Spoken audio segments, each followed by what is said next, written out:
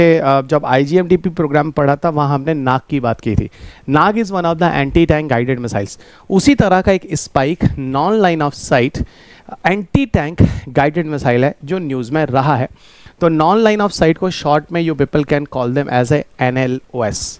Okay, NLOS non line of sight के नाम से आप जानते हैं। और एंटी टैंक गाइडेड मिसाइल है, इसका मतलब कि कोई टैंक अगर आपकी तरफ आ रहा है तो उसको मार गिराने के लिए आप इसका यूज़ करते हैं। लेकिन जब भी NLOS की तरफ जाते हैं, it is a good question guys, okay, याद रखिएगा। इसके पहले हमारे पास एक और भी एंटी टैंक गाइडेड मिसाइल था जो IGMDP प्रोग्राम के अंतर्गत जो योजना थी, जो स्कीम्स लाई गई थी IGMDP के अंतर्गत, जो 5 मिसाइल से पृथ्वी, अग्नि, त्रिशूल, नाग और आकाश, उसमें जो नाग मिसाइल था वो नाग मिसाइल भी एंटी टैंक गाइडेड मिसाइल ही था।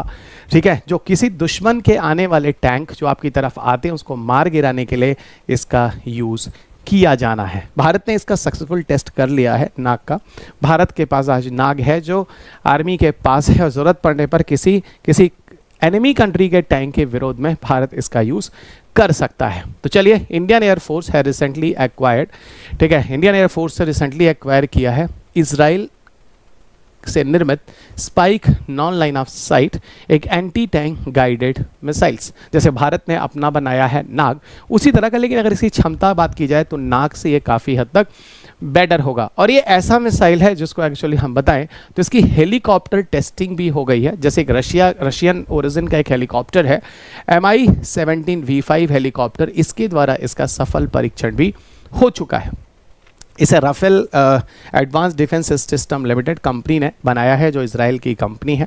और एनोलेस स्पाइक एनोलेस जो है वो मल्टीपर्पज़ नेचर का होता है। इसमें electro optical infrared guidance system पाए जाते हैं और जिसकी वजह से फायर एंड फॉरगेट प्रिंसिपल के बेस पे काम करता है। आपको एक चीज़ बताता हूँ, जैसे जब हम नाग की बात कर रहे हैं, साथ साथ में थोड़ा नाग को भी ले रहा हूँ, डोंट बी कन्फ्यूज्ड हियर। नाग जो है वो एंटी टैंक गाइडेड मिसाइल है जो भारत के IGMDP प्रोग्राम के अंतर था, ये मैंने आपको बोला था। नाग को असल में हम लोग इसको भी फायर एंड फॉरगेट मिसाइल के नाम से जानते हैं, नाग को भी कहते हैं। और यहाँ पर आप देखो NLOS के लिए भी फायर एंड फॉरगेट मिसाइल का नाम यूज़ किया गया है। नाग को तो हम लोग फिलहाल हीट सीक मिसाइल भी कहते हैं। अब आपको मैं कुछ चीज़ें बताता हूँ, सुनना।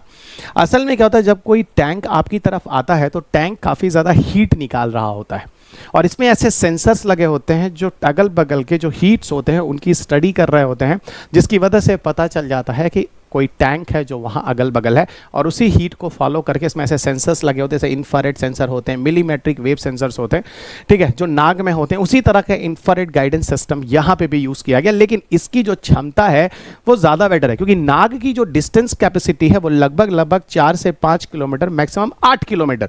लेकिन यहाँ पर देखो इसका जो रेंज है एनोलेस का वो लगभग 32 किलोमीटर का है। तो यहाँ पर हो सकता है कि UPSC आपके पेपर में यहाँ पर NLOS के साथ ओके, जो spike non line of site है इसके साथ आपको वर्सेस करके नाग दे दे, तो कंफ्यूज मत होना मित्र, ये ध्यान रखना। This is the good question for your paper. लेकिन नाग उसी को पता होगा जिन्होंने IGMDP प्रोग्राम का जनरल वाला कंसेप्ट यानी स्टैटिक पोर्शन पढ़ा होगा।